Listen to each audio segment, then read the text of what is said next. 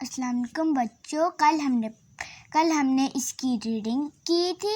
آج ہم اس کی سبق نمبر 3 تمام جہانوں کے لیے رحمت۔ کل ہم نے پڑھا تھا، کل ہم نے اس کی ریڈنگ کی تھی، آج ہم اس کی مشق پڑھیں گے۔ مشق: الفاظ معنی: پڑاؤ ڈالنا، ٹھہرنا، قیام کرنا۔ پڑاؤ ڈالنا، ٹھہرنا، قیام کرنا۔ امت: ایسی جماعت جو کسی نبی کی پیروی کرے۔ تلقین کرنا، سکھانا، نصیحت کرنا۔ الفاظ معنی: بلبلا اٹھنا، تڑپنا، بے قرار ہونا۔ نڈھال، سست، تھکا ہوا۔ حسن سلوک، اچھا رویہ۔ تفہیم: ان سوالات کے مختصر جوابات پڑھیں۔ علی مانو کو کیوں بھول گیا؟ علی سارا دن اپنے دوستوں کے ساتھ کھیلتا رہا، اس لیے مانو کو بھول گیا۔ رحمت للعالمین کا کیا مطلب ہے؟ رحمت للعالمین کا مطلب ہے تمام جہانوں کے لیے رحمت۔ اونٹ نے نبی کریم سے کیا شکایت کی؟ اونٹ نے نبی کریم صلی اللہ علیہ وسلم سے شکایت کی کہ میرا مالک مجھے بھوکا رکھتا ہے اور بہت کام کرواتا ہے۔ آگ بجھانے کا حکم کس نے دیا؟ آگ بجھانے کا حکم حضرت محمد صلی اللہ علیہ وآلہ وسلم نے دیا۔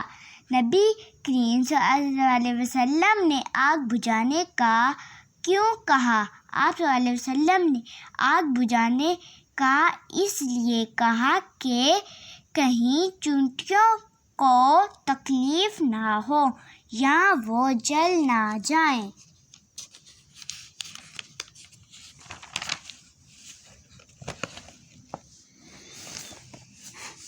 عملی سرگرمی: ان الفاظ کے جملے بنائیں۔ پریشان: ہم سب اس وبا کی وجہ سے پریشان ہیں۔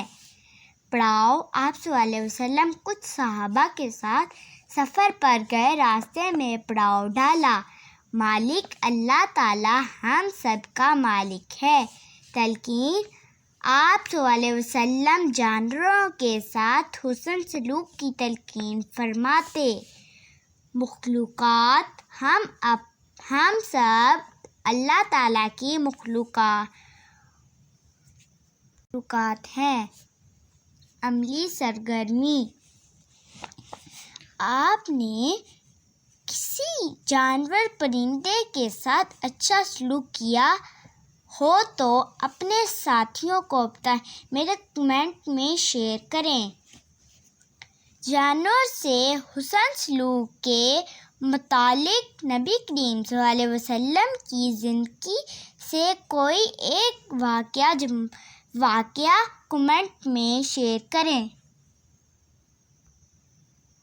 لائک کریں، میری ویڈیو کو لائک کریں، شیئر کریں، چینل کو سبسکرائب کریں۔